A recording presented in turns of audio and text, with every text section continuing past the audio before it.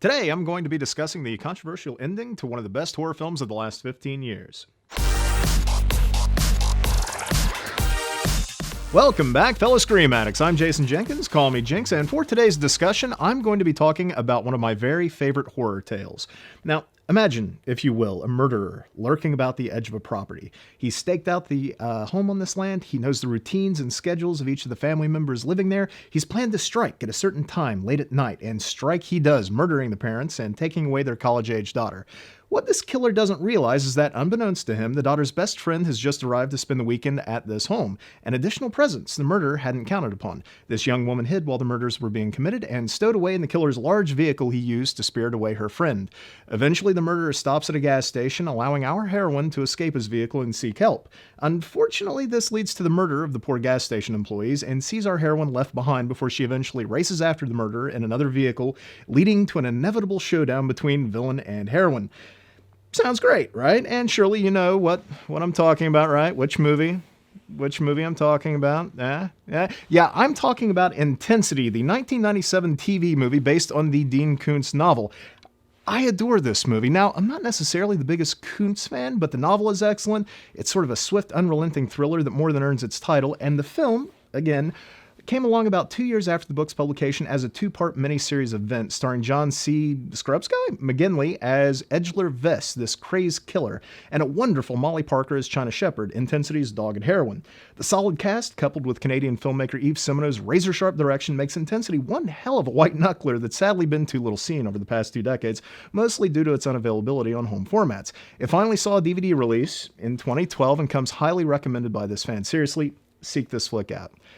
However, I'm not actually here to talk about Intensity, book or movie. No, I'm here to talk about a 2003 French horror film called High Tension.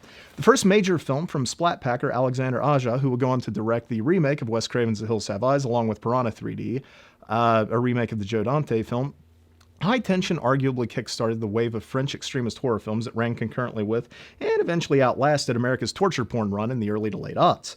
This style of filmmaking from France boasted beautiful filmmaking coupled with bold tales featuring unflinching brutality and included such excellent slashers as Frontiers, Inside, and Martyrs. High Tension stands as one of the very best of this lot, with its assured direction, strong performances, and its astonishing level of violence and bloodshed throughout.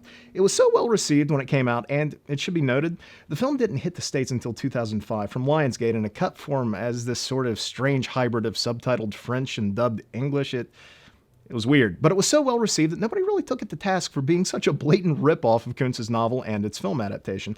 Sure, some people pointed out the similarities, but they were mostly just brushed off. Even Koontz himself was apparently uninterested in lodging any sort of complaints against the movie, reportedly being wary of his novel being in any way compared to a film that he saw as being kind of trashy. So, yeah. Love the movie or not, High Tension is certainly more than a mere homage to Intensity. Its plot doesn't just bear a passing resemblance to that earlier book and novel. There are exact beats that are replicated from that earlier tale. The heroine hiding under the bed as the killer lurks about the house, finding the murdered parents, comforting the bound and about to be abducted friend before the killer returns, stowing away in the back of the unwitting killer's vehicle, escaping the vehicle and seeking help at a gas station, hiding from the killer in the gas station, the killer murdering the help, the heroine being left behind only to take a vehicle on her own to give chase. But still, nobody's ever really seemed to have much of an issue with it. What everybody did seem to have an issue with at the time was the film's utterly batshit ending, which is one of High Tension's few major original contributions to its own plot, having nothing to do with Intensity's final third. And to recap, and spoilers for a 12-year-old movie, seriously, if you haven't seen the film, don't let me run it for you. Stop now, watch the film, come back because we need the view. We need the view. Please tell your friends, tell everyone, watch Scream Addicts. Anyway, recap.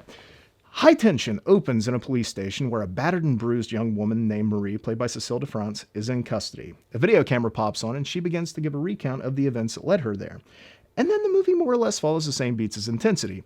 2 college gals, Marie and her best pal Alex, played by Maïwenn Lebesco, head to Alex's family home for the weekend. A crazed killer, played by the super intimidating Philippe Néon of Gaspar Noé's I Stand Alone and the fantastic Christophe Gans's film Brotherhood of the Wolf, has staked out the home and eventually attacks, killing every family member and abducting Alex.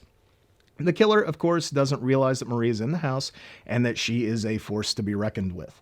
Marie stows aboard the murderer's serial killer mobile, tries to free Alex, and eventually gets separated at that fateful stop at a gas station. She eventually takes the murdered clerk's vehicle and sets off after the killer and her friend. Now, up until this point, so far, so intensity. The only major difference between the tales is that in this version, our lead Marie is in fact in love with her best friend. It's this unrequited love that seems to drive Marie in her attempts to save Alex from the killer's clutches. She isn't merely trying to rescue a friend, she's the film's knight, trying to save her damsel in distress from an evil dragon. It's a romantic quest. Inevitably, the killer learns of Marie's existence and the two do battle, and damn do they do battle. This giant of a murderer seems to... Actually, let me digress here for 2 seconds. I said giant. Every time you see the murderer on screen, he looks massive, tall, thick, footsteps sounding like thuds, exuding power from his considerable frame. Now, a few years back, I met Philippe Neon at a horror movie convention, and, well, one, he was awesome, super nice, couldn't speak a word of English, and was constantly and good-naturedly waving away Kane Hodder every time he tried to photobomb the pics he'd take with fans, but... Thing is, I'm 5'11", and the top of his head came up to about my shoulder. He's a wee fella. Not at all the towering terror he appeared to be in the movie, so movie magic, folks. Anyway, they do battle, and it is brutal. Brutal. But Marie ultimately vanquishes her foe and lets out this great primal scream just after, acting as a pretty great catharsis for both herself and we, the audience, who has been by her side the whole film through atrocity after atrocity after atrocity. So, boom, finished. Villain defeated. Our hero gets the girl. All's well, right? Well, and here's that controversial ending. Marie returns to the killer's truck and releases Alex, only to have her go nuts and wield a knife at her. Alex blaming Marie for the whole night of terror she had just endured, stating that Marie was in fact the murderer all along. So, Alex has clearly lost it. Right? Except through a series of devastating flashbacks, we discover that Marie was the murderer. It was she that had killed Alex's family. It was Marie who murdered the gas station clerk. Marie who abducted Alex. What? Anyway, a chase ensues, with Marie shifting personalities between herself and the hulking killer she saw herself as when committing all of her crimes, changing into the killer she believed was her enemy but was in fact herself all along. After the truly horrific death of a well-intentioned motorist who didn't have the good sense to hop out of his vehicle and run away like the trucker at the end of Texas Chainsaw Massacre, Alex eventually takes down Marie, sending us back to the film's present, with Marie revealed to be in handcuffs, still quite in love with Alex, but also hopelessly insane. Now, on first watch, that's one hell of an ending. The twist is a gut punch, turning the heroine we've cheered into the villain we've truly hated throughout the story. It was even foreshadowed early on in the film when Marie tells Alex of a dream she'd had when she was both killer and victim chasing after herself. But with even the tiniest amount of consideration, that ending begins to fall apart. And you can read the disappointed reactions to that finale in almost any review of the film that you run across. Even those who love the film, and High Tension does have plenty of admirers, but even fans can't help but knock its nonsensical ending. And they have a point. How much sense would it make having what is essentially a chase film where the villain and the hero, the pursuer and the pursued, are one and the same person? If Marie was hiding under a bed, how was she also slaughtering Alex's family? If she was comforting her friend, just as we hear the distant gunshot that claims her little brother's life, how was it also her finger on the trigger? If she was giving chase in the gas station clerk's car, how was she also driving the villain's vehicle she's chasing? So yeah, right, makes no sense. Right? Except... And here's where I think the film is kind of brilliant. Think back to the beginning. We see Marie in the police station. Among her various wounds are a gash up her back and another wound which is stapled up, wounds that we never see her receive in the film. Remember, in the film she was stabbed in the gut, sliced across the face, had her shoulder punctured with a crowbar. And considering she was wearing a white shirt, I'm sure we would have noticed these other wounds she eventually bears. And then a camera turns on. She's asked to tell her story, and she does. The entire film, from the car trip to the climactic battle, is Marie's telling of the film. Marie is an unreliable narrator, that old trope, meaning everything falling in between the bookending sequence is entirely from Marie's point of view. And Marie's insane. Therefore, we cannot trust those events to be entirely true, if true at all. We never saw how she got those particular wounds, for example. I mean, when did all of that happen? In some alternate version of events that we never actually see. The actual version of events, which, we the viewers aren't really privy to. The film is even bookended with two versions of the same sequence. The motorist being flagged down by a woman in peril, but in the initial scene, it's Marie who's featured. Near the film's finale, it's Alex. The movie is telling us in various ways not to trust what we've seen. So far as we know, maybe nothing that we witnessed actually occurred. Maybe Marie was the sole killer who murdered Alex's family and kidnapped her to have her all to herself. Maybe she never actually knew Alex at all, had simply seen her, fantasized about this friendship that they never actually had, and then stalked she and her family until she could claim Alex as her own. Or maybe Marie was actually a good person. Maybe she was Alex's true friend. Maybe they were both attacked by the real killer, and those terrible events broke Alex's mind, and the resulting story she tells stems from both her fractured psyche and, say, her guilt for being unable to save her friend's family. Who knows? The only thing that we know about what happened is that we have no idea what happened. We're left to assume that the bulk of the movie we've just seen is perhaps somewhat representative of the events our two leads have suffered through. My own personal take? Well, yes, Marie was Alex's friend, and her longing, combined with her burgeoning insanity, led her to create a series of traumatic events which could lead her to being able to save her friend, creating a world where Alex was tethered to no other loved one and would view Alex as her savior, cementing the likelihood of their ensuing romance. It is worth noting, after all, even though the original film's French title is Haute Tension, which more or less translates faithfully to the US title High Tension, the film's title was changed to Switchblade Romance in the UK. Switchblade Romance, which is a far better representation of the film's true core story, in my own opinion.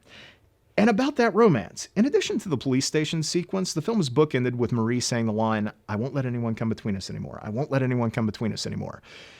Well, anyone who's seen Alexander Aja's follow-up film, again, that remake of Wes Craven's The Hills Have Eyes, can attest the man's almost certainly a lefty, and yet the fact that Marie's villainy is so inextricably linked to her sexuality, well, it's troubling. Marie the lesbian, killing Alex's family members, destroying this representation of a quote-unquote traditional nuclear family in order to claim Alex's affections.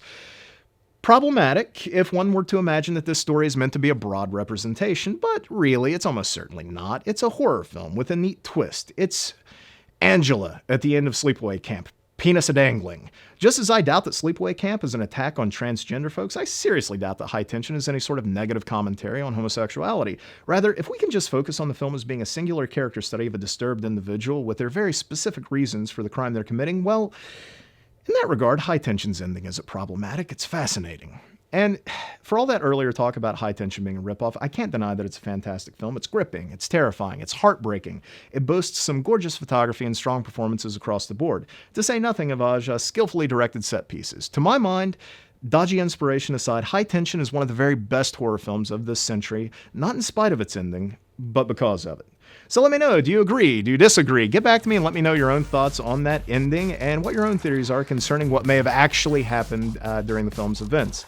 In any case, that's pretty much all the time we have, folks. Thanks so much for tuning in. Be sure to like, subscribe, share, tell everyone you know about this show, please.